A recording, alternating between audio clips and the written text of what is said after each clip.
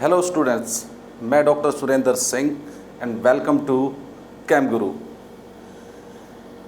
आज हम स्टार्ट करेंगे क्लास 11th का 4th chapter chemical bonding and molecular structure. अगर आपको लगता है कि केमिस्ट्री मुश्किल है, समझ में नहीं आती, तो आप मेरे साथ जुड़िए। हम मिलकर कोशिश करेंगे कि आपको केमिस्ट्री अच्छे से समझ में आए। आपका अपना बैकग्राउंड थोड़ा वीक है, उसके बावजूद भी हम जीरो से स्टार्ट करेंगे और बोर्ड, नीट, जी लेवल तक के क्वेश्चन यहाँ पर कैम गुरु में डिस्कस करेंगे। तो आइए स्टार्ट करते हैं केमिकल बॉन्डिंग से। यूनिट स्टार्ट होती है हमारे मॉलिक्यूल से। Molecule, what is a molecule? A molecule is a group of atom that have unique properties. Unique properties, दो या दो से ज़्यादा एटम्स का एक समूह, एक ग्रुप जिसकी अपनी यूनिक कैरेक्टरिस्टिक प्रॉपर्टीज होती हैं, उसे हम मॉलिक्यूल कहते हैं। अब मॉलिक्यूल में क्या है? दो या दो से ज़्यादा एटम एक साथ जुड़े हुए हैं। तो वो कैसे जुड़े हुए हैं? किसी ना किसी फोर्स से वो जुड़े हुए हैं। तो वहीं पर उसी को हम क्या बोलते हैं? Chemical bond. Chemical bond. तो केमिकल बॉन्ड क्या है? The force which hold atoms in a molecule. For example, हमारे पास है मीथेन। मीथेन में कार्बन के साथ 4 हाइड्रोजन जुड़े हुए हैं। तो जिस फोर्स से कार्बन के साथ ये 4 हाइड्रोजन जुड़े हुए हैं, उस फोर्स को ही क्या कहा जाता है? केमिकल बॉन्ड कहा जाता है। इस चैप्टर में हम बात करेंगे कि वाई डू एटम कंबाइन। हम जानते हैं कि एटम क्या है? अपने आप में एक स्टेबल आइडेंटिटी है। फिर एक एटम को किसी दूसरे एटम से कंबाइन करने की आवश्यकता क्यों है? मॉलिक्यूल क्यों बनते हैं? तो उसके लिए बहुत सारी थ्योरीज हैं, उनके बारे में हम इस चैप्टर में बात करेंगे। तो अब क्वेश्चन अराइज करता है कि मॉलिक्यूल में दो या दो से ज़्यादा एटम होंगे और वो किससे जुड़े होंगे? केमिकल बॉन्ड से। तो अब हम बात करेंगे why do atom combine. Why do atom combine? कि जब एटम अपने आप में क्या है? स्टेबल है, तो उसको दूसरे एटम के साथ कंबाइन होने की ज़रूरत क्या है? तो इसके लिए पूरे चैप्टर में कई सारी थ्योरी हैं। स्टार्टिंग होती है लुईस कॉसल अप्रोच से। स्टार्टिंग होती है लुईस कॉसल अप्रोच या कंसेप्ट 1916 में। और यही जो कंसेप्ट है लुईस कॉसल कंसेप्ट, ये बेस्ड है ऑक्टेट रूल को। थोड़ा सा इसके बाद बात करेंगे ऑक्टेट रूल की डिटेल में। तो लुईस और कॉसल ने क्या किया कि नोबल गैसेस या इनर्ट गैसेस या 18th ग्रुप के एलिमेंट को स्टडी किया। 18th ग्रुप के element noble gases, noble gases, helium, neon, argon, krypton, xenon and राडान।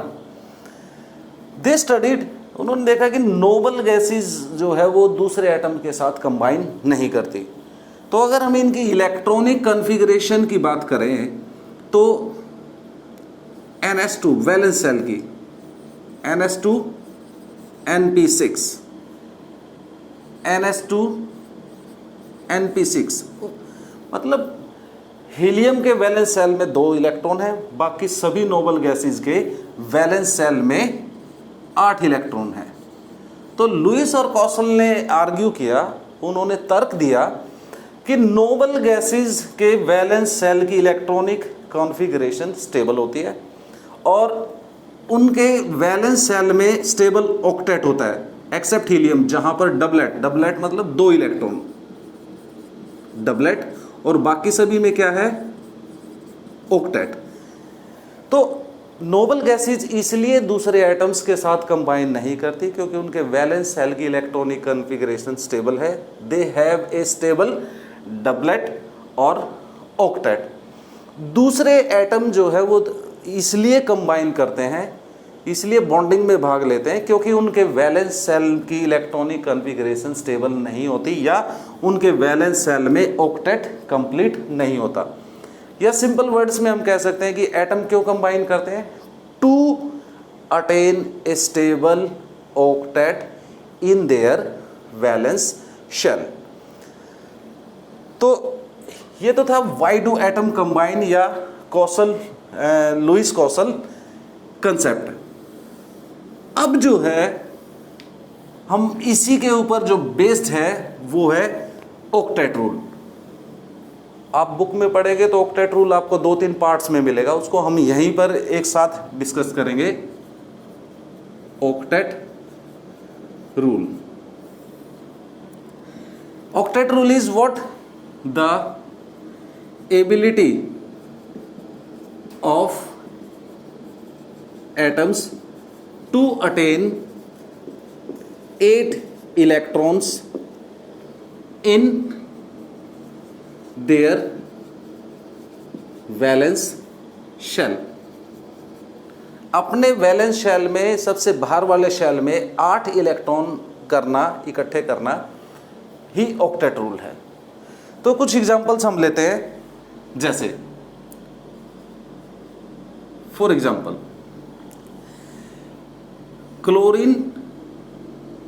Chlorine atom, they combine to form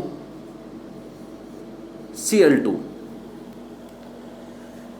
तो अगर हम लुईस स्ट्रक्चर हम इसके जस्ट बाद में बात करते हैं।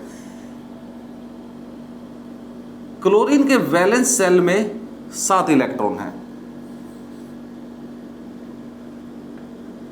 ये अब क्या करता है, इसकी इलेक्ट्रॉनिक कॉन्फ़िगरेशन है वैलेंस शेल 2 7 और इधर भी क्या है 2 7। वैलेंस शेल में क्या है, हमारे पास 7 इलेक्ट्रॉन है। तो क्या करते हैं कि दोनों क्लोरीन एक दूसरे के साथ कंबाइन करते हैं and they share A electron pair. अब क्या होगा कि इसकी भी वैलेंस शेल में क्या हो गई, 8 इलेक्ट्रॉन हो गए और इसके भी वैलेंस शेल में 8 इलेक्ट्रॉन, दे गेट स्टेबल। तो अगर हमारे से कोई क्वेश्चन पूछे कि why do chlorine atoms combine to form Cl2, तो हम बताएंगे कि they to attain the stable noble gas configuration. इसी तरह से sodium plus chlorine combine to form NaCl। अब अगर हम बात करें सोडियम और chlorine 2 8 1 valence shell electronic configuration, chlorine में 2 8 7, ठीक है। तो अब क्या करेगा, सोडियम जो है वो 1 इलेक्ट्रॉन लूज करेगा और किस में कन्वर्ट होगा, Na+ में। तो क्या हो जाएगी इलेक्ट्रॉनिक कॉन्फ़िगरेशन 2 8। इसी तरह से क्लोरीन क्या करेगा, 1 इलेक्ट्रॉन गेन करेगा और वैलेंस शेल की इलेक्ट्रॉनिक कॉन्फ़िगरेशन हो जाएगी 2 8 8। और फिर जो है ये दोनों कंबाइन करेंगे and they will form NaCl।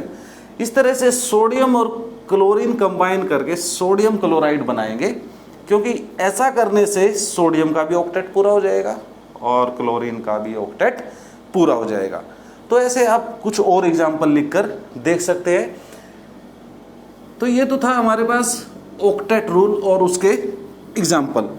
तो ऑक्टेट रूल की क्या है, ऑक्टेट रूल सिंपली ये एक्सप्लेन करता है कि एटम कंबाइन करते हैं so that they complete their octet, मतलब अपने वैलेंस शेल में वो 8 इलेक्ट्रॉन अटेन करें।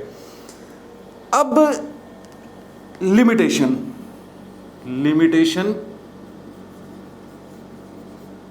Of octet rule. Octet rule की अपनी क्या लिमिटेशन है? लुईस और कॉसल कंसेप्ट पर अगर हम ध्यान दें, वो एंटायरली ऑक्टेट रूल के ऊपर ही बेस्ड है और उसी के बेस पर वो क्या करते हैं, बॉन्डिंग को एक्सप्लेन करते हैं। कई बार लुईस कॉसल कंसेप्ट को इलेक्ट्रॉनिक थ्योरी ऑफ वैलेंसी भी बोलते हैं। कौन सी थ्योरी बोलते हैं? इलेक्ट्रॉनिक थ्योरी ऑफ वैलेंसी भी बोलते हैं। अब ऑक्टेट रूल की लिमिटेशन, और साथ में ये जो लिमिटेशन है ये लुईस कॉसल कंसेप्ट की भी है, क्योंकि लुईस कॉसल कंसेप्ट किसके ऊपर बेस्ड है? लुईस कॉसल कंसेप्ट बेस्ड है सिंपली ऑक्टेट रूल के ऊपर। तो सबसे पहले है फॉर्मेशन ऑफ H2। अगर हम लुईस कॉसल कंसेप्ट की बात करें तो केवल वही उन्हीं केसेस में एटम स्टेबल है जहां पर ऑक्टेट पूरा होता है, लेकिन कई सारे ऐसे मॉलिक्यूल्स हैं, हाइड्रोजन है, हीलियम है, बेरिलियम है, जहां पर ऑक्टेट पूरा नहीं होता। जैसे हाइड्रोजन में केवल डबलेट पूरा हो रहा है, ठीक है। तो formation of hydrogen molecule octet rule का एक्सेप्शन है, क्योंकि हाइड्रोजन का जब मॉलिक्यूल बनता है तो उसमें से किसी भी एटम का ऑक्टेट पूरा नहीं होता, वहां तो केवल डबलेट पूरा हो रहा है। अगर हम लुईस स्ट्रक्चर के रूप में रिप्रेजेंट करें तो H दिस, तो यहां क्या है हमारे पास? केवल डबलेट है। तो हाइड्रोजन में ऑक्टेट पूरा नहीं हो रहा है और फिर भी जो है हाइड्रोजन का मॉलिक्यूल क्या है, बन रहा है। दूसरा है formation of electron deficient molecules. Electron deficient molecules like beryllium chloride, boron trifluoride, aluminium trichloride, इन सभी में वैलेंस सेंट्रल एटम के चारों तरफ क्या है? केवल यहां पर क्या है? 4 इलेक्ट्रॉन है, यहां पर 6 हैं, यहां पर 6 हैं। तो सेंट्रल एटम का ऑक्टेट पूरा नहीं है किसी में, लेकिन ये मॉलिक्यूल अपने आप में स्टेबल है। अगर ऑक्टेट रूल अपने आप में सही है तो क्या होना चाहिए था? ये सारे मॉलिक्यूल अनस्टेबल होने चाहिए थे, क्योंकि इनका ऑक्टेट पूरा नहीं है। इसी तरह से नेक्स्ट है formation of electron rich molecules. Electron rich molecules like SF6, IF7, PCl5। यहां पर सेंट्रल एटम के चारों तरफ 12 इलेक्ट्रॉन है, यहां 14 इलेक्ट्रॉन है, यहां पर 10 इलेक्ट्रॉन है। अब अगर ऑक्टेट रूल सही है तो ऑक्टेट रूल क्या कहता है कि भी जब सेंट्रल एटम के चारों तरफ कितने इलेक्ट्रॉन हो जाएंगे? 8 हो जाएंगे, तो इट विल बी स्टेबल। अब अगर सल्फर के चारों तरफ 8 इलेक्ट्रॉन होने पर ये स्टेबल हो गया था, तो why it attain 12 electron around it? इसी तरह से इसमें 14 है, इसमें 10 है। तो ऑक्टेट रूल की ये लिमिटेशन है। अगर ऑक्टेट रूल सही है तो इलेक्ट्रॉन रिच मॉलिक्यूल्स जो है वो नहीं बनने चाहिए। अब नेक्स्ट जो आता है हमारे पास ऑक्टेट रूल में लिमिटेशन में, वो है कि कंपाउंड ऑफ नोबल गैसेस। जो फोर्थ है हमारे पास, compounds of noble gases. Octet rule और लुईस कॉसल कंसेप्ट दोनों ही क्या है? सेम चीज है। और किसके ऊपर बेस्ड है? Based upon the extra stability of noble gases, कि भाई नोबल गैसेस कंपाउंड नहीं बनाती क्योंकि उनकी इलेक्ट्रॉनिक कॉन्फ़िगरेशन स्टेबल है। लेकिन रिसेंट में नोबल गैसेस के बहुत सारे कंपाउंड नोन है, जैसे कि हमारे पास XeF2, राइट। इसी तरह से xenon difluoride, xenon tetrafluoride, xenon dioxy tetrafluoride, right. तो इसी तरह से क्रिप्टन के भी कुछ कंपाउंड नोन है। अगर नोबल गैसेज की इलेक्ट्रॉनिक कॉन्फ़िगरेशन अपने आप में क्या है, स्टेबल है, तो they should not combine. Why they are forming this type of compound, क्यों बना रहे हैं, इसके लिए हम क्या कह सकते हैं। एक और हो सकता है हमारे पास जो नेक्स्ट लिमिटेशन है, formation of odd electron species. Odd electron species कौन सी होती है, which contains A unpaired electron, like nitric oxide, nitrogen dioxide. आगे हम जाके बात करेंगे, इसमें भी एक 3 इलेक्ट्रॉन से बना हुआ बॉन्ड है और एक यहां पर भी है, या they also have a odd electron, it also has a odd unpaired electron. तो why this type of molecules are formed. तो ये है हमारे पास ऑक्टेट रूल और इसकी लिमिटेशन। तो यहां तक की समरी करें, what is octet rule. Octet rule is simply the ability by which atom attains 8 electron in their valence cell, right? क्यों करते हैं वो 8 इलेक्ट्रॉन, क्योंकि 8 इलेक्ट्रॉन एक स्टेबल ऑक्टेट को रिप्रेजेंट करता है, और जब किसी भी एटम के वैलेंस सेल में 8 इलेक्ट्रॉन हो जाते हैं तो इट गेट स्टेबल, ठीक है। और ऑक्टेट रूल किसके ऊपर बेस्ड है, it is based upon the noble gases, the electronic configuration of noble gases. All noble gases except helium they have stable octet in their valence shell. फिर क्या है यहाँ पर, इनकी कुछ लिमिटेशन है ऑक्टेट रूल्स की, हमने एग्जांपल पढ़े ऑक्टेट रूल के। तो फॉर्मेशन ऑफ हाइड्रोजन है, या formation of electron deficient molecule, electron rich molecules. आप यहाँ बात कर सकते हैं कि जो इलेक्ट्रॉन डेफिशिएंट मॉलिक्यूल्स हैं, आगे जाके हम बात करेंगे, they are Lewis acids, right. क्या होते हैं आगे पढ़ेंगे, ठीक है। तो ये था हमारे पास ऑक्टेट रूल और उसकी लिमिटेशन। अब हमने एक यहाँ वर्ड यूज किया था, वो था लुईस स्ट्रक्चर या लुईस डॉट स्ट्रक्चर। तो लुईस स्ट्रक्चर या लुईस डॉट स्ट्रक्चर क्या होते हैं। Lewis dot structure, Lewis dot structure किसी भी एटम के वैलेंस सेल के इलेक्ट्रॉन को रिप्रेजेंट करने का एक तरीका है। These structures are used to represent valence electron of an atom। किसी भी एटम के वैलेंस सेल के इलेक्ट्रॉन को रिप्रेजेंट करने का तरीका है, और इन वैलेंस सेल के इलेक्ट्रॉन को किससे रिप्रेजेंट किया जाता है, डॉट से रिप्रेजेंट किया जाता है। For example we have sodium, electronic configuration 281 and its Lewis structure will be Na dot। इसके वैलेंस सेल में कितने इलेक्ट्रॉन है, 1। तो एटम का जो सिंबल है उसके ऊपर कहीं भी यहाँ किसी भी तरफ क्या करें आप, एक डॉट लगा दें, तो ये इसका क्या बन गया, लुईस डॉट स्ट्रक्चर बन गया। इसी तरह से हम बात कर सकते हैं, जैसे क्लोरीन है, वैलेंस सेल की इलेक्ट्रॉनिक कॉन्फ़िगरेशन है 287, तो इसका लुईस डॉट स्ट्रक्चर क्या बनेगा, Cl, और इसके चारों तरफ कितनी डॉट लगाएंगे, 7 डॉट लगाएंगे, क्योंकि इसके वैलेंस सेल में 7 इलेक्ट्रॉन है। इसी तरह से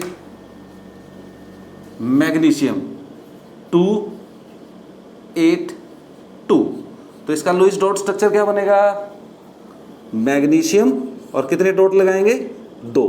क्या डॉट की पोजीशन फिक्स है, कहीं भी लगा दीजिए, एटम के चारों तरफ लगानी है, ये इसका लुईस डॉट स्ट्रक्चर। और एग्जांपल ले सकते हैं, जैसे कि मान लो नाइट्रोजन 2,5, तो कितने डॉट आएंगे इसमें, 5। नाइट्रोजन 2, 2 4 और 1 5, ये इसका क्या बन गया, लुईस डॉट स्ट्रक्चर बन गया। अब importance,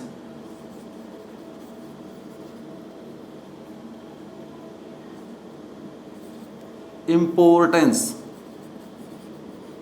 of Lewis dot structure. क्या हमें इससे हेल्प मिलेगी? तो एक तो लुईस डॉट स्ट्रक्चर से हम क्या बता सकते हैं, we can tell number of valence electron. भाई हमें किसी का लुईस डॉट स्ट्रक्चर पता है तो क्या करें, सिंपली उसके ऊपर देख के उसके डॉट को काउंट कीजिए और हम क्या बता सकते हैं कि उसके वैलेंस सेल में कितने इलेक्ट्रॉन है, 2 4 6 7। तो इसके क्या है हमारे पास, वैलेंस सेल में 7 इलेक्ट्रॉन है, इसमें 2, इसमें 5, इसमें 1। और दूसरा जो है, इससे हम क्या कर सकते हैं, we can predict most common valency of atom. जिस एटम के लुईस स्ट्रक्चर से हम क्या कर सकते हैं, उसकी मोस्ट कॉमन वैलेंसी बता सकते हैं। और वो वैलेंसी क्या है, that valency is equal to, is either equal to dots और 8 minus number of dots.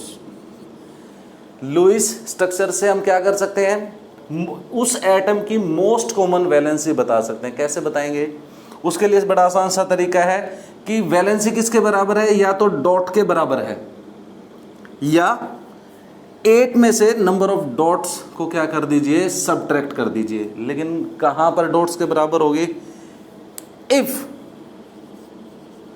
Number of electron is equal to और less than 4, then valency is equal to number of dots. जिस atom में क्या है, valence electron की संख्या या तो 4 है या 4 से कम है, तो वो किसके बराबर है, उसकी वैलेंसी क्या होगी, डॉट्स की संख्या के बराबर होगी। फॉर एग्जांपल सोडियम, कितने नंबर ऑफ डॉट है, 1। मैग्नीशियम, कितने नंबर ऑफ डॉट्स हैं यहां पे, 2। तो इसकी जो वैलेंसी है वो क्या है, मोस्ट कॉमन वैलेंसी है 1, इसकी 2।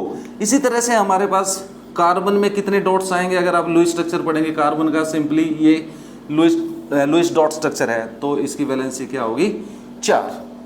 ठीक है।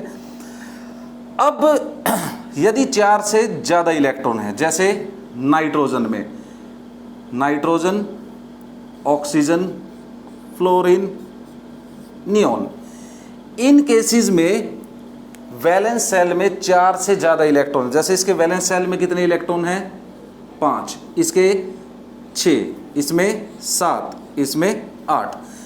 तो वैलेंसी किसके बराबर होगी, वैलेंसी बराबर होगी 8 माइनस नंबर ऑफ डॉट्स। अब इसमें कितनी डॉट्स आएंगे, अगर आप लुईस स्ट्रक्चर पढ़ेंगे तो ये नंबर ऑफ डॉट्स कितनी है, 5। तो इसकी वैलेंसी कितनी हो जाएगी, 8 माइनस 5 इज इक्वल टू 3। इसका लुईस डॉट स्ट्रक्चर बनाएंगे तो इसमें कितनी डॉट्स आएंगी, 6।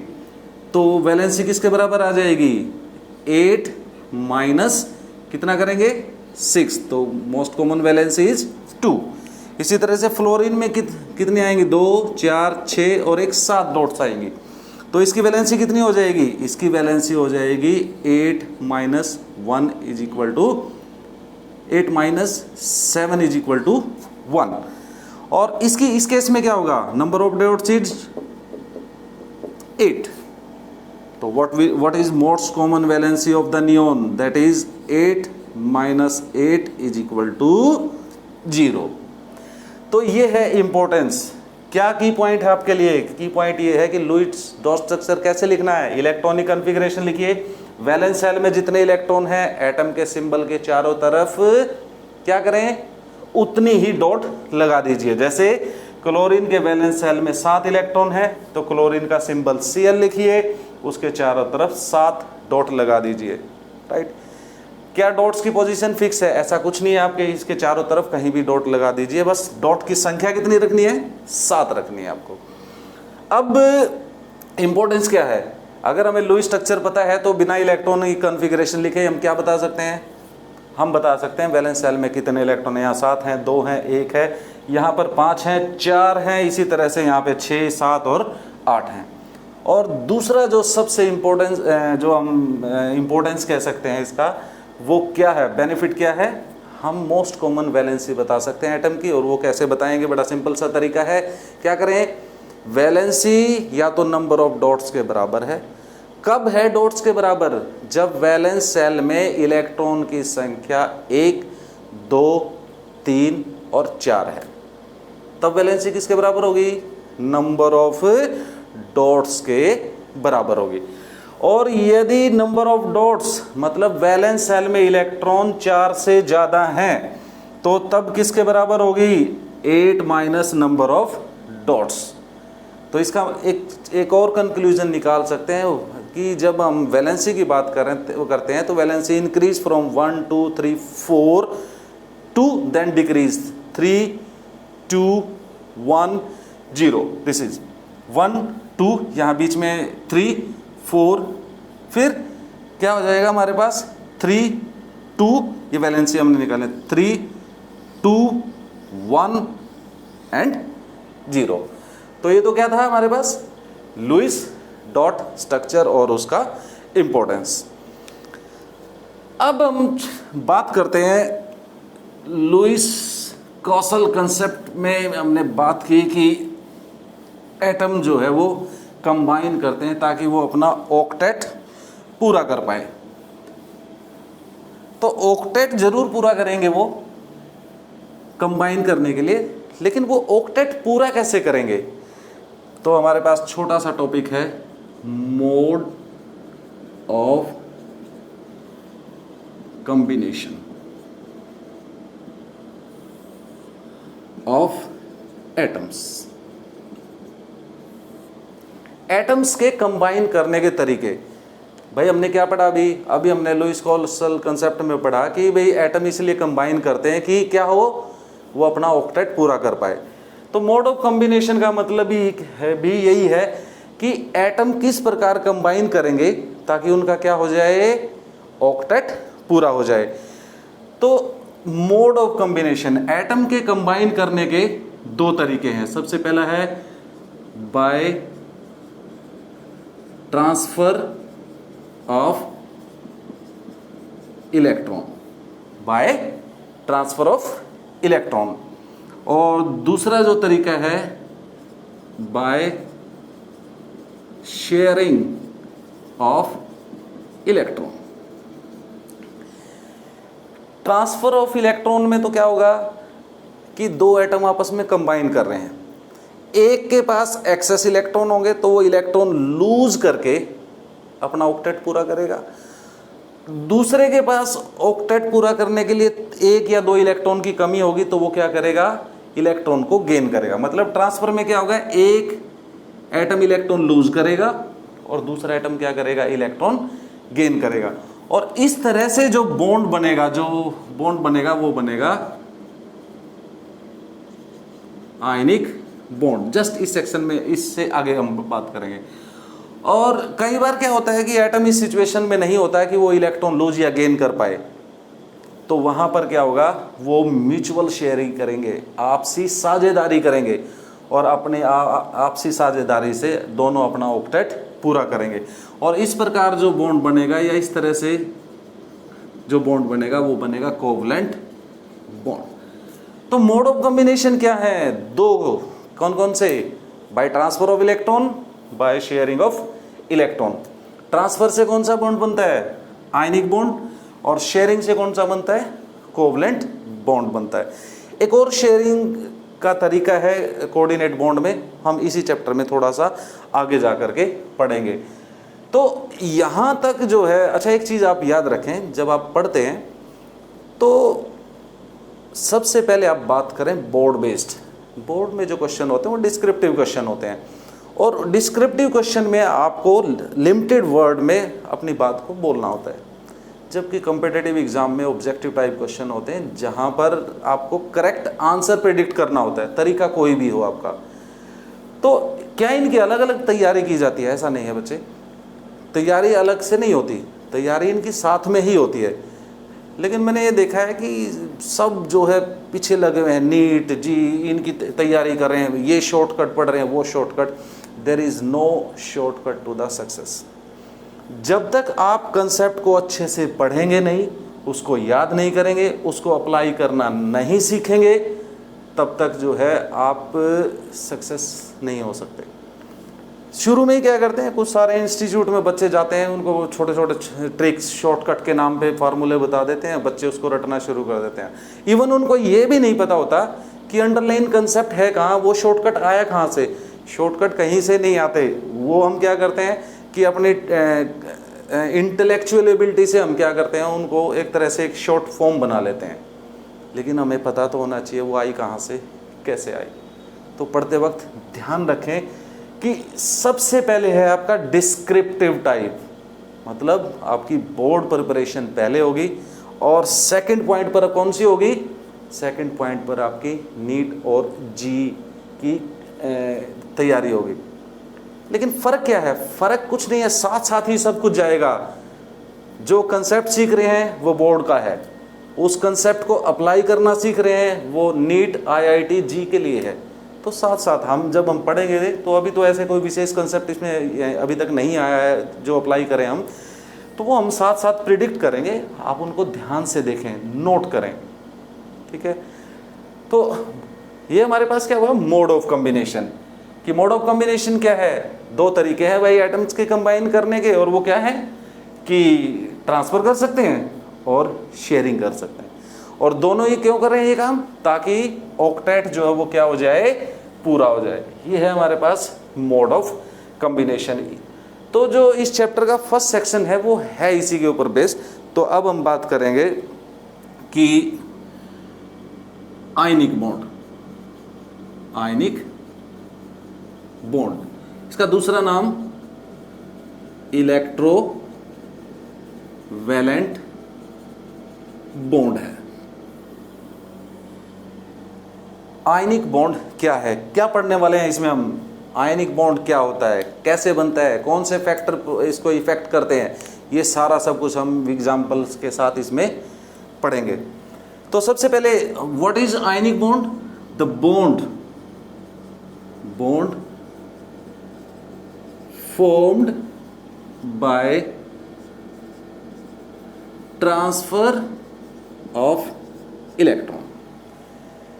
दो एटम्स के बीच जो बॉन्ड ट्रांसफर ऑफ इलेक्ट्रॉन से बनता है उसको आयनिक बॉन्ड या इलेक्ट्रोवैलेंट बॉन्ड कहा जाता है। अब इस तरह का जो बॉन्ड है, it is most commonly formed between, it is most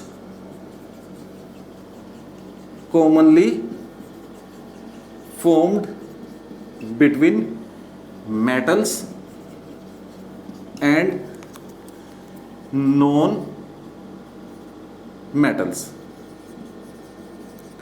जब भी आयनिक बॉन्ड बनता है तो मेटल क्या करता है, इलेक्ट्रॉन लूज करता है, और नॉन मेटल क्या करता है, इलेक्ट्रॉन गेन करता है।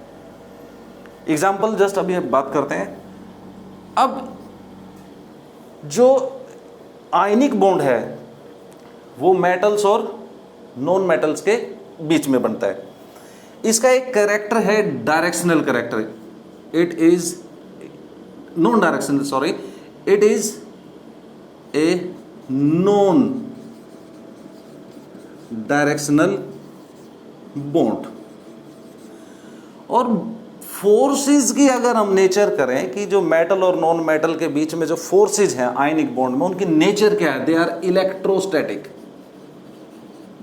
इलेक्ट्रोस्टैटिक फोर्सेस हैं मेटल और नॉन मेटल के बीच में। यहां जो बॉन्ड बन रहा है, कौन सा बॉन्ड बन रहा है?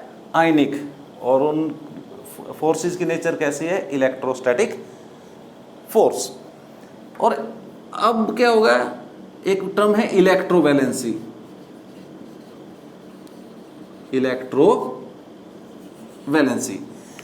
अब क्या होगा, जब आयनिक बॉन्ड बनेगा तो मेटल इलेक्ट्रॉन लूज करेगा, नॉन मेटल इलेक्ट्रॉन गेन करेगा। तो इलेक्ट्रोवैलेंसी इज व्हाट, इसने जितने मेटल ने जितने इलेक्ट्रॉन लूज किए हैं वो, या नॉन मेटल ने जितने इलेक्ट्रॉन गेन किए हैं वो क्या है, electrovalency.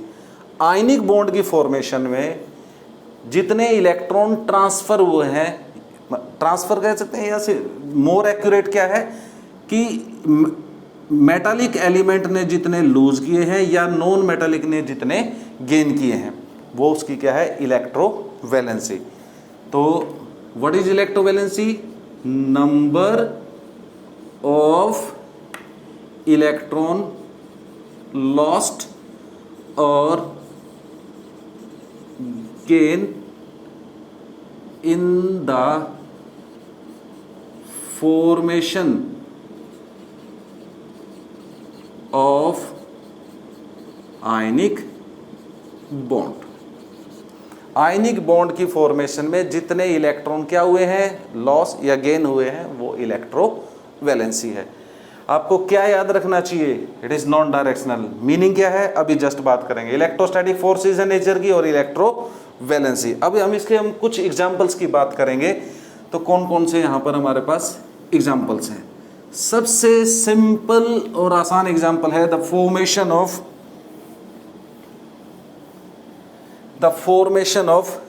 NaCl। The first example is formation of NaCl। Sodium chlorine,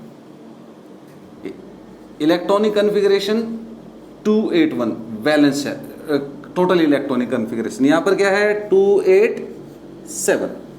जब NaCl फॉर्म होगा तो क्या करेगा, it will, sodium will lose a electron, क्या बनेगा Na+, और अब Na+ की वैलेंस शेल की इलेक्ट्रॉनिक कॉन्फ़िगरेशन क्या है 28। इसी तरह से ये क्या करेगा chlorine, it will convert into a chloride ion Cl-, एक इलेक्ट्रॉन गेन करेगा, इलेक्ट्रॉनिक कॉन्फ़िगरेशन 288, राइट। अब ये दोनों क्या करेंगे, they will combine to form NaCl, और you can write like this NaCl। अब इन दोनों के बीच में जो फोर्स है वो फोर्स ही क्या है, आयनिक बॉन्ड है। अब हमने पीछे 2 पॉइंट की बात की थी, कौन कौन सा, non directional, ionic bond is non directional. देखिए सोडियम के चारों तरफ क्या है, इस तरह से यहां एक पॉजिटिव फील्ड है, इसी तरह से क्लोराइड आयन के चारों तरफ क्या है, एक नेगेटिव फील्ड है, ठीक है। तो जो फोर्स ऑफ अट्रैक्शन है वो किसी विशेष डायरेक्शन में नहीं है, वो चारों तरफ है इसके, ठीक है। तो कोई ऐसा नहीं है कि सिर्फ यहाँ है, यहाँ सभी तरह से, मतलब the electrostatic force is all around these ions, इसीलिए इसकी कोई अपनी डायरेक्शन नहीं होती। या यूं कह सकते हैं इलेक्ट्रॉन चार्ज क्लाउड जो है वो किसी विशेष डायरेक्शन में सीमित नहीं है, लोकलाइज्ड नहीं है। ये तो हुआ इसका डायरेक्शनल की, नॉन डायरेक्शनल नेचर की बात। अच्छा अब इलेक्ट्रोवैलेंसी की देखिए, जब NaCl फॉर्म हुआ तो क्या हुआ, इसने, सोडियम ने एक इलेक्ट्रॉन लूज किया, क्लोरीन ने एक गेन किया, तो यहाँ पर क्या है, दोनों की ही वैलेंसी है, इसकी भी इलेक्ट्रोवैलेंसी एक है, इसकी भी इलेक्ट्रोवैलेंसी एक है। एक और एग्जांपल ले लेते हैं, जैसे मैग्नीशियम क्लोराइड, ये कैसे बनेगा, मैग्नीशियम के लिए 282, इसी तरह से हमारे पास 2 क्लोरीन एटम है, इसके लिए भी क्या है 287, इसके लिए भी क्या है 287, ठीक है। अब क्या करेगा, magnesium will lose 2 electron to convert into magnesium ion and its electronic configuration will be 28। अब दोनों क्लोरीन एटम क्या करेंगे, एक एक इलेक्ट्रॉन गेन करेंगे और दोनों की इलेक्ट्रॉनिक कॉन्फ़िगरेशन क्या हो जाएगी 288 और इसकी भी क्या हो जाएगी 288। अब ये क्या होगा, दोनों कंबाइन करेंगे Mg2 प्लस Cl माइनस, तो they will form the magnesium chloride. अब यहां पर इलेक्ट्रोवैलेंसी की बात करें तो देखो Mg किस में कन्वर्ट हुआ, Mg2 प्लस, कितने इलेक्ट्रॉन लूज किए इसने इलेक्ट्रॉन लूज किए 2, तो मैग्नीशियम की इलेक्ट्रोवैलेंसी क्या है 2।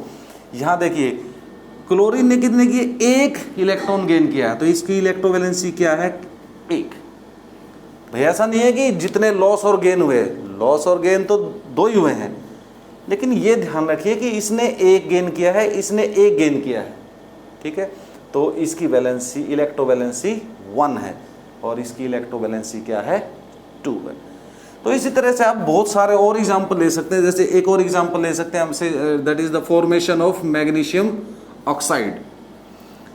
मैग्नीशियम ऑक्साइड में फिर से मैग्नीशियम के लिए क्या है, मैग्नीशियम इज 287, ऑक्सीजन के लिए ऑक्सीजन की क्या होगी 26, तो यहां क्या होगा 282, तो मैग्नीशियम किस में बदलेगा, मैग्नीशियम 2 प्लस में, और इलेक्ट्रॉनिक कॉन्फ़िगरेशन क्या हो जाएगी 28।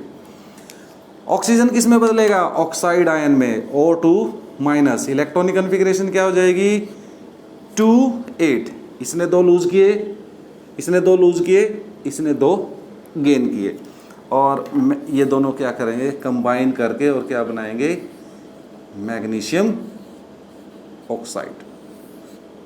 अब इलेक्ट्रोवैलेंसी यहां देखो, इसने 2 लूज किए हैं, इसने 2 गेन किए हैं, तो इसकी भी इलेक्ट्रोवैलेंसी कितनी है 2 है, इसकी भी इलेक्ट्रोवैलेंसी कितनी है 2 है। यहाँ पर कैटायन और एनायन की अलग अलग इलेक्ट्रोवैलेंसी थी, तो क्या कंक्लूजन हम निकालते हैं, इलेक्ट्रोवैलेंसी जो है कैटायन और एनायन जो बनते हैं आयनिक बॉन्ड की फॉर्मेशन में, वो सेम भी हो सकती है और डिफरेंट भी हो सकती है। जैसे इसमें दोनों की सेम है, यहाँ पर अलग है, यहाँ पर दोनों की क्या है सेम है। तो ये तो था हमारे पास the formation of ionic bond and its example. अब हम बात करते हैं फैक्टर अफेक्टिंग कि जो आयनिक बॉन्ड है क्या उसकी स्ट्रेंथ सभी केसेस में एक जैसी होती है, थिंक ओवर इट। नहीं, जैसे उदाहरण के लिए the ionic bond formed in NaCl,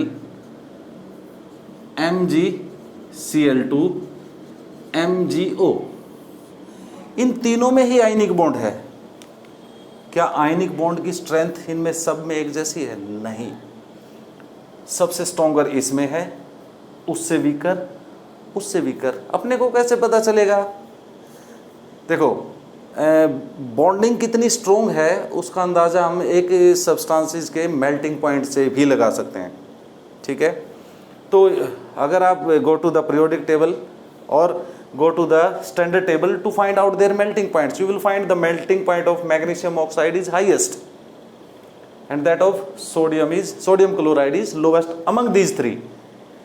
तो melting boiling point जितने strong होंगे वो इंडिकेट करते हैं कि बॉन्ड की जो स्ट्रेंथ है वो उतनी ही स्ट्रॉन्ग है। अब भाई इसमें भी ट्रांसफर से इलेक्ट्रॉन बॉन्ड बना है, इसमें भी ट्रांसफर से बना है, इसमें भी ट्रांसफर से बना, फिर इसमें तीनों में ही इलेक्ट्रोस्टैटिक फोर्स है। फिर फर्क क्या है, क्यों इसमें आयनिक बॉन्ड स्ट्रॉन्ग है, कैसे पता चला स्ट्रॉन्ग है, कैसे पता चला कि भाई मेल्टिंग बॉइलिंग पॉइंट इसके बहुत ज़्यादा है, इससे इसके ज़्यादा है, इससे क्यों, ऑब्वियसली कि इसमें कैटायन और एनायन के बीच में इलेक्ट्रोस्टैटिक फोर्सेस स्ट्रॉन्गर हैं, इसमें कंपेरेटिवली वीकर है और इसमें वीकेस्ट है इन तीनों में से। तो अब हम उसी के आधार पर बात करते हैं कि ऐसा क्यों है। तो टॉपिक का नाम है factor affecting formation of ionic bond. कौन कौन से ऐसे फैक्टर हैं जो आयनिक बॉन्ड की फॉर्मेशन को इफेक्ट करते हैं। The first one is formation of cation. अरे फॉर्मेशन ऑफ कैटायन कैसे इफेक्ट करेगी भाई? आयनिक बॉन्ड बनेगा तो एक एटम को इलेक्ट्रॉन लूज करना है, तो उसमें क्या बनेगा? कैटायन। और जब इलेक्ट्रॉन लूज होता है तो उसमें कौन सी एनर्जी इन्वॉल्व होती है? Ionization, ionization enthalpy, right. दूसरा यहीं से स्टार्ट करते हैं, जैसे सोडियम क्लोराइड की फॉर्मेशन में ही, तो सोडियम किस में कन्वर्ट होगा? Na will convert into Na+, it will lose 1 electron. अब सोडियम को एक इलेक्ट्रॉन लूज करना है तो उसको क्या देनी पड़ेगी? हमें एडिशनल एनर्जी देनी पड़ेगी, और वो कौन सी एनर्जी है? आयनाइजेशन एंथैल्पी, 3rd चैप्टर में आप पढ़ के आए हैं। अब इलेक्ट्रॉनिक कॉन्फ़िगरेशन 281, इसकी क्या है? 2-8। तो आयनिक बॉन्ड की फॉर्मेशन में सबसे पहला स्टेप क्या है? फॉर्मेशन ऑफ कैटायन, और उसके लिए हमें कौन सी एनर्जी देनी पड़ेगी? Ionization enthalpy. अच्छा, अब ये बताइए कम होनी चाहिए कि ज़्यादा? भाई एनर्जी हमें सप्लाई करनी है, जितनी कम एनर्जी हमें देनी पड़ेगी उतना आसानी से कैटायन बनेगा, और जितनी आसानी से कैटायन बनेगा उतना इजीली आयनिक बॉन्ड बनेगा। तो यहाँ क्या हुआ कि कैटायन की फॉर्मेशन इजी वे में होनी चाहिए। इजी वे में कब होगी? जब आयनाइजेशन एंथैल्पी कम होगी। तो आयनाइजेशन एंथैल्पी कम होनी चाहिए। दूसरा जो है फॉर्मेशन ऑफ एनायन, और इसके लिए हमारे पास क्या है? Electron gain enthalpy, right. अब सोडियम क्लोराइड का एग्जांपल ले रहे हैं, तो chlorine atom 287, it will gain A electron, क्या बनेगा? Cl-। Electronic configuration is 288। अब इसने क्या किया? इलेक्ट्रॉन गेन किया। हमें पता है कि जब इलेक्ट्रॉन गेन होता है तो क्या होता है? एनर्जी रिलीज होती है। एक्सेप्शंस आप 3रे चैप्टर में पढ़ के आए हैं। इलेक्ट्रॉन गेन एंथैल्पी क्या होती है? वो एनर्जी जो रिलीज होती है कब? जब एक आइसोलेटेड गैसियस एटम में इलेक्ट्रॉन ऐड होता है। सिंपली जब किसी एटम में इलेक्ट्रॉन ऐड होता है तो उस वक्त जो एनर्जी रिलीज होती है वो क्या है? Electron gain enthalpy. अब एनायन क्या बनना चाहिए? इजीली बनना चाहिए, ठीक है भाई। कैटायन इजीली बनेगा, एनायन इजीली बनेगा, तो आयनिक बॉन्ड भी इजीली बनेगा और वो स्टेबल भी होगा। और तीसरा जो फैक्टर है वो है लैटिस एनर्जी। इसको ध्यान से पढ़ना है, लैटिस एनर्जी। अब दोनों स्टेप में क्या हो गया? कैटायन और एनायन बन गया हमारे पास। तो अब क्या होगा? कैटायन और एनायन मोल में बात करें तो 1 मोल इसका, 1 मोल इसका, मतलब रिक्वायर्ड संख्या में कैटायन और एनायन मिलकर क्या बनाएंगे? आयनिक कंपाउंड बनाएंगे। जब कैटायन और एनायन एक दूसरे को अप्रोच करेंगे, एक दूसरे के पास आएंगे और कंबाइन करेंगे तो कुछ एनर्जी रिलीज होगी, that is called as lattice energy. ये क्या होनी चाहिए? ये हाई होनी चाहिए। जितनी ज़्यादा एनर्जी रिलीज होगी भाई, इनके बीच में जितनी ज़्यादा फोर्स ऑफ अट्रैक्शन होगी उतनी ज़्यादा एनर्जी रिलीज होगी और उतना ही स्टेबल क्या होगा? आयनिक बॉन्ड होगा, ठीक है। तो लैटिस एनर्जी क्या होनी चाहिए? बहुत ज़्यादा हाई। जितनी ज़्यादा हाई होगी उतना ही आयनिक बॉन्ड क्या होगा? स्टेबल बनेगा। तो देखो एक बार दोबारा बात करते हैं बड़े सिंपल वे में कि आयनिक बॉन्ड की जो फॉर्मेशन है या आयनिक बॉन्ड की जो स्टेबिलिटी है वो 3 चीज़ों पे निर्भर करती है: ionization enthalpy, electron gain enthalpy और लैटिस एनर्जी। ये वो एनर्जी है जो हमें सप्लाई करनी पड़ रही है, ये वाली, ठीक है। ये कौन सी एनर्जी है? जो रिलीज हो रही है जब एनायन बन रहा है। और लैटिस एनर्जी सिंपल यूजुअली इसको यू से रिप्रेजेंट करते हैं, तो यू से या डेल्टा एच लैटिस भी लिखते हैं। अब देखिए ये एनर्जी रिलीज हो रही है, ये एनर्जी भी रिलीज हो रही है, ये कौन सी हो रही है? एब्जॉर्ब हो रही है। तो क्या होना चाहिए? सबसे पहला क्वेश्चन, आयनिक बॉन्ड कब बनेगा? आयनिक bond will be formed only when there is net release of energy. जब नेट एनर्जी रिलीज होगी तभी होगा। वो कब पॉसिबल है? ये कौन से हमारे पास डेल्टा एच आयनाइजेशन, ये क्या है? इलेक्ट्रॉन के डेल्टा एच ईजी, और ये हमारे पास क्या है? Delta H lattice. ठीक है, तो क्या होना चाहिए? इन तीनों की सम नेट, इन तीनों को अगर हम ऐड करें तो क्या होना चाहिए? There should be a net release in the energy, that is delta H I plus delta H E G plus delta H lattice. क्या होना चाहिए? That should be is equal to negative. Negative means net energy should be released. अगर ऐसा नहीं हो रहा है तो क्या होगा? Ionic bond will not be formed between the atoms. तो अब समराइज करें इसको। एक स्टेबल आयनिक बॉन्ड फॉर्मेशन के लिए या इजीली बॉन्ड फॉर्मेशन के लिए, दोनों ही इजीली और स्टेबल आयनिक बॉन्ड फॉर्मेशन के लिए आयनाइजेशन इंथैल्पी कम से कम होनी चाहिए, इलेक्ट्रॉन गेन इंथैल्पी ज़्यादा से ज़्यादा होनी चाहिए, लैटिस एनर्जी ज़्यादा से ज़्यादा होनी चाहिए। अब हम लैटिस एनर्जी को थोड़ा सा और डिटेल में बात करेंगे कि लैटिस एनर्जी जो है वो क्या है और किस तरह से कैटायन और एनायन की नेचर के ऊपर डिपेंड करती है। तो that is the lattice energy.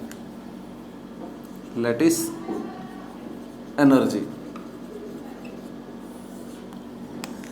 the amount of energy released when required number of cation and anion combine to form an ionic compound. जैसे एक मोल NaCl बनेगा तो उसमें क्या होगा? एक मोल Na पॉजिटिव और एक मोल Cl नेगेटिव कंबाइन करेंगे। जब ये कंबाइन करेंगे तो जो एनर्जी रिलीज होगी that will be your lattice energy. इसी तरह से मैग्नीशियम ऑक्साइड में क्या होगा? एक मोल मैग्नीशियम आयन, एक मोल ऑक्साइड आयन कंबाइन करेंगे और एक मोल NaCl, लैटिस एनर्जी। इसी तरह से मैग्नीशियम क्लोराइड में क्या होगा? एक मोल Na पॉजिटिव, जबकि कितने यूज होंगे? 2 मोल। तो उस वक्त जो एनर्जी रिलीज होगी तो वो क्या कहलाएगी? Lattice energy. ये तो वह लैटिस एनर्जी क्या है?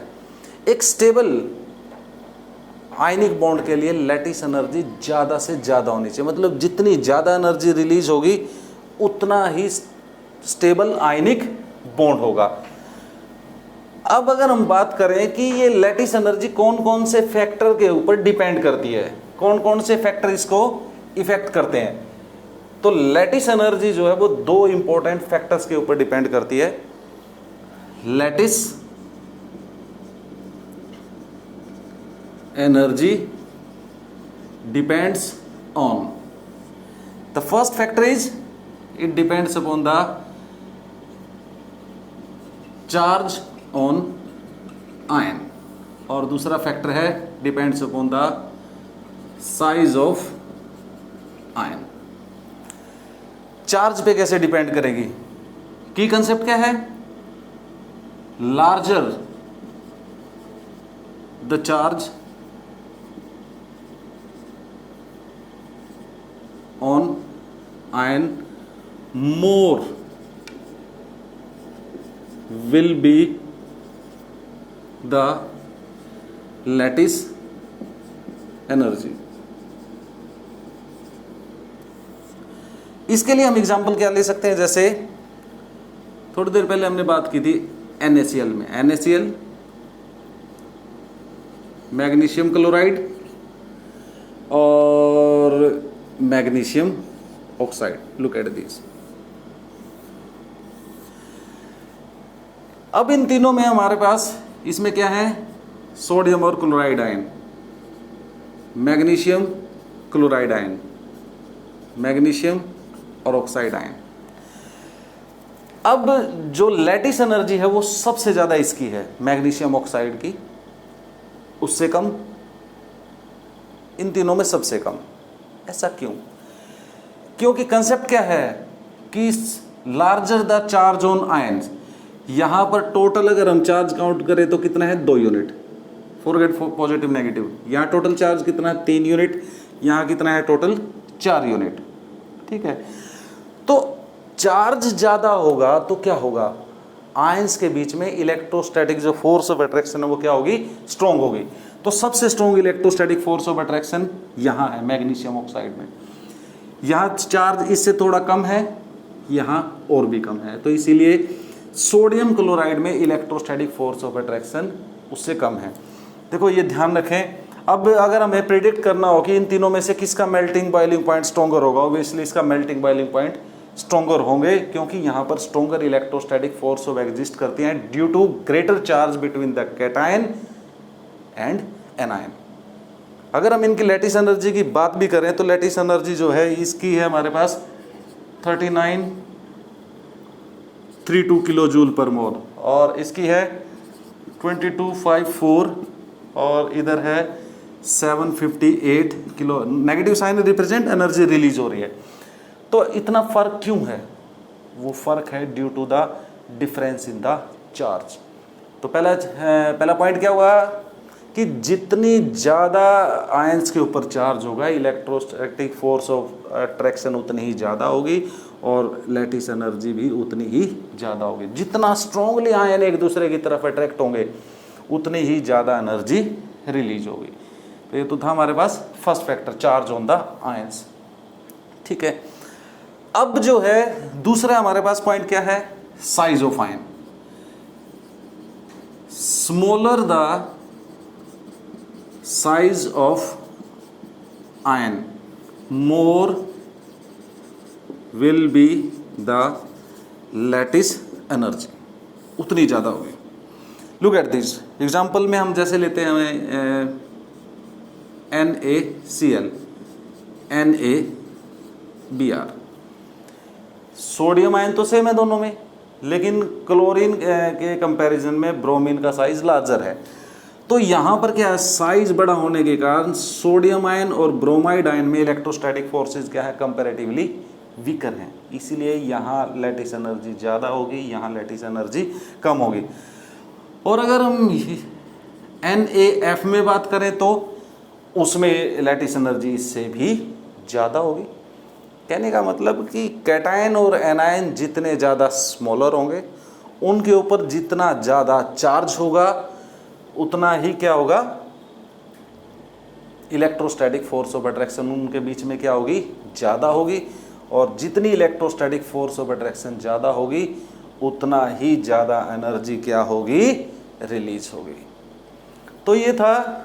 अब ये कंसेप्ट आपको बोर्ड के लिए कोई ज़रूरी नहीं है, लेकिन यहाँ पर बहुत सारे ऑब्जेक्टिव टाइप क्वेश्चन हो सकते हैं। जैसे एक एग्जांपल मैं इसी का दे देता हूँ आपको, एक और ऑप्शन कोई भी दे रखी है से जो है NaF ये दे रखी है, आपसे प्रेडिक्ट किया जाए कितने ही क्वेश्चन ऑब्जेक्टिव टाइप इसके ऊपर बन सकते हैं। जैसे आपसे एक क्वेश्चन पूछ लिया जाए, out of this 4 which will have the lowest melting point,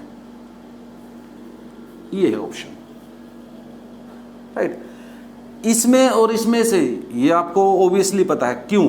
जैसे मेल्टिंग पॉइंट या बॉइलिंग पॉइंट पूछेंगे तो ये होगा लोवेस्ट, हाईएस्ट होगा तो ये है। अगर ये पूछ लिया जाए तो which will in which case the largest amount of energy will be released, तो ये होगा। ठीक है, एक और क्वेश्चन इसी के ऊपर बन सकता है कि मान लो ये हमारे पास जो है से नेगेटिव, इन चारों की ये लैटिस एनर्जी दे रखी है, ये 4 लैटिस एनर्जी दे रखी है। आपको ऑप्शन दे रखी है कि मैग्नीशियम ऑक्साइड, इन चारों में से मैग्नीशियम ऑक्साइड की कौन सी हो सकती है। जैसे क्वेश्चन मैं आपको दोबारा समझाता हूं। आपको क्या दे रखा है, 4 ये दे रखे हैं, ठीक है।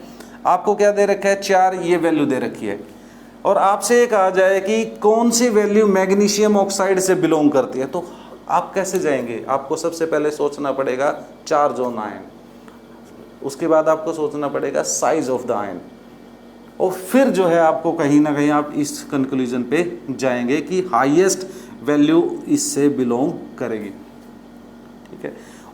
तो चैप्टर के लास्ट में जब हम कुछ नीट और जी बेस्ड क्वेश्चन की बात करेंगे तब इस कंसेप्ट को एक बार दोबारा फिर से पढ़ेंगे। लेकिन आपको क्या ध्यान रखना है, अब लैटिस एनर्जी के बारे में आपको क्या पता होना चाहिए। लैटिस एनर्जी क्या है, लैटिस एनर्जी क्या है, जब कैटायन और एनायन कंबाइन करते हैं उस वक्त जो एनर्जी रिलीज होती है वो क्या है, लैटिस एनर्जी है।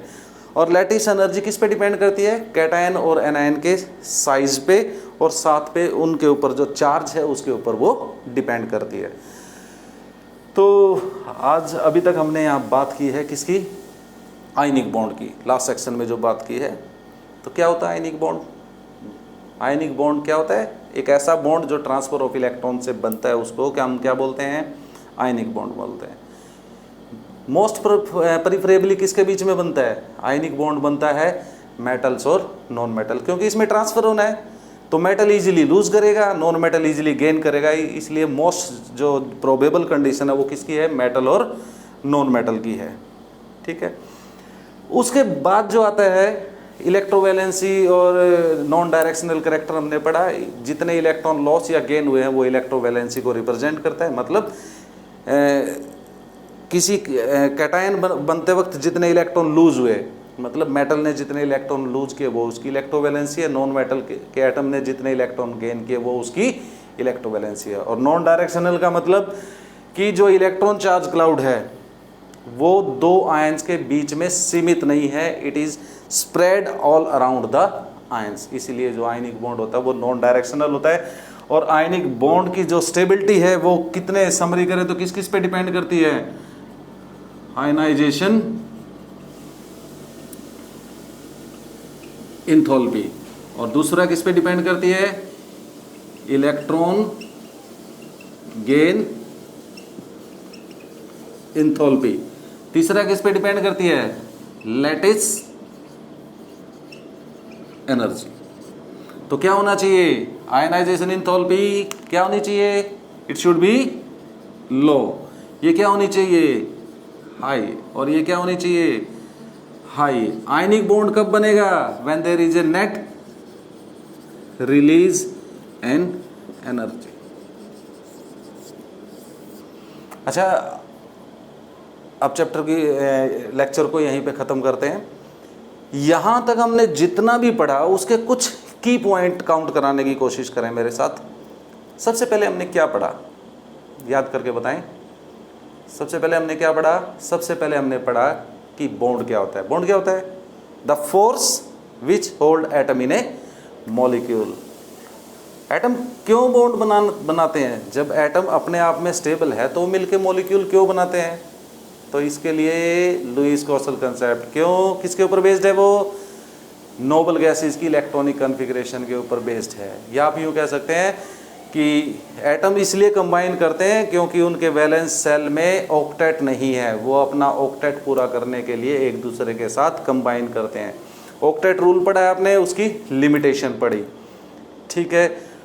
उसके बाद हमने पढ़े मोड ऑफ कॉम्बिनेशन। मतलब क्या है मोड ऑफ कॉम्बिनेशन का, मोड ऑफ कॉम्बिनेशन का क्या मतलब है, मोड ऑफ कॉम्बिनेशन मतलब कि एटम कंबाइन किस तरह से करते हैं, कितने तरीके से कंबाइन करते हैं, 2 तरीके से कंबाइन करते हैं, by transfer of electron, by sharing of electron.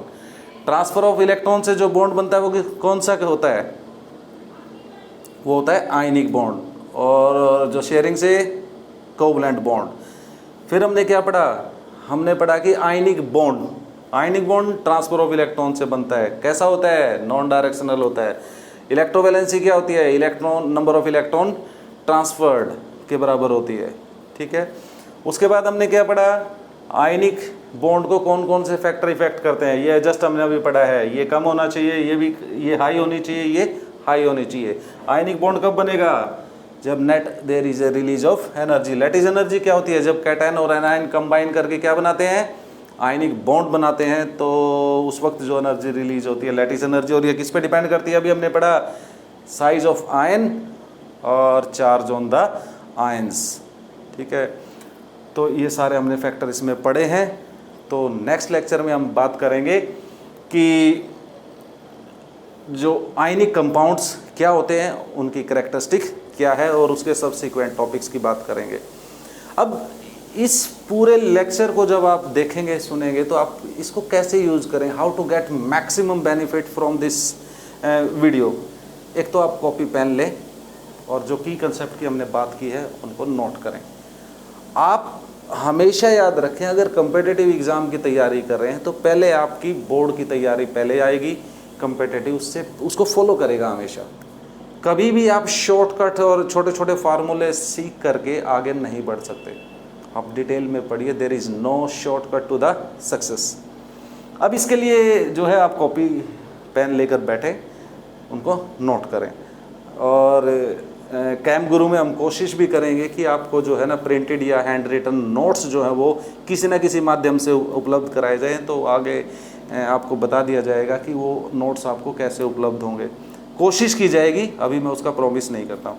हाँ, ये ज़रूर है कि आपको लेक्चर जो है वो मिलते रहेंगे, और मेरी भी ये पूरी कोशिश रहेगी कि आपको वो अच्छी तरह से समझ में आए। आप सीखने की कोशिश कीजिए। केमिस्ट्री में हम क्या करते हैं? लर्न्स। हम क्या करते हैं? बस याद करो, पढ़ो, इतनी प्रॉब्लम सॉल्व करो। सीखिए। There is a difference between the remembering and the learning. ये मेरा मैसेज है। लगभग 23 साल से मैं केमिस्ट्री पढ़ा रहा हूँ, तो अलग अलग तरह के बच्चे जो है मैंने पढ़ाए हैं। ठीक है, बहुत ब्रिलियंट भी हैं, बहुत ढीले भी थे, वो पढ़ाए हैं।